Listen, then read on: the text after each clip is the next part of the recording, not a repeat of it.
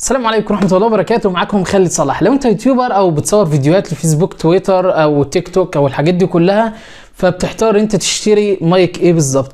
زي ما انتم عارفين المايكات يعني في انواع كتير جدا، في منها الرخيص وفي منها الغالي. النهارده هنكلمكم عن مايك من شركة مش معروفة او بالفعلية يعني، ومش مكتوب عليها اسم الشركة، لكن هسيب لكم اللينكات تحت لو انتوا حبيتوا تشتروها. المايك ده بيجي يعني باتنين مايك واحد ريسيفر اللي هو بتقدر تركبه الموبايل. المايك ده بتقدر تركبه على الموبايلات اللي فيها منفذ شحن تايب سي، متوفر برضو باللايتنج لو انت حبيت توصله بالايفون.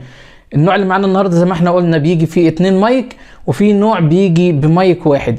الصوت اللي انتوا سامعينه ده دلوقتي حاليا يا جماعه، فانتوا سامعينه من خلال المايك السلك بتاعي القديم اللي هو بويا ام 1.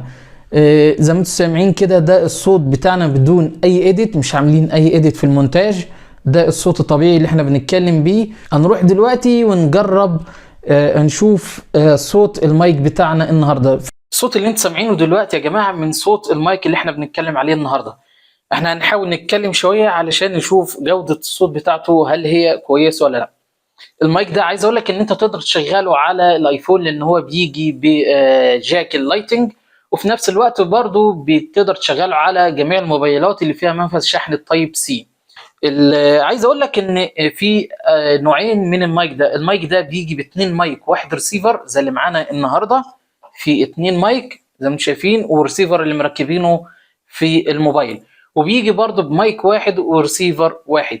طبعا الريسيفر اللي هو بتركبه على الموبايل ده مش بيتشحن ولا بيحتاج اي شحن. انت كل اللي انت بتعمله بتوصله على الموبايل وبتشغل الزرار باور اللي موجود هنا في المايك وهيربط معاك على طول، مش هتحتاج اي برامج تنزلها علشان تقدر يعني تشغل المايك.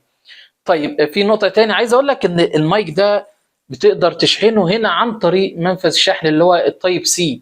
عايز اقول لك ان البطارية بتاعته كويسة. هم كاتبين هنا ان البطارية بتاعته تقريبا يعني بتقعد معاك حوالي 3 ساعات، ده اللي هو كان مكتوب في اليوزر مانوال.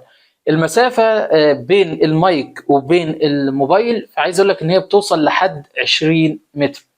دلوقتي يا جماعة احنا بعد ما اتكلمنا وبحاول ان انا اوضح لكم صوتي شوية، احنا في الفيديو ده ما عملناش اي مونتاج للصوت ولا عدلنا فيه ولا عملنا اي حاجة علشان تقدر تحكم هل المايك ده ينفع معاك ولا لا. من مميزات المايك ده برضه نسيت اقول لكم ان هو بيجي باتنين مايك، يعني تقدر تعمل انترفيو مع اي شخص، يعني انت تستخدم مايك والشخص التاني يستخدم مايك بدون اي مشاكل، وكده انت وفرت عليك واستخدمت مايك رخيص جدا.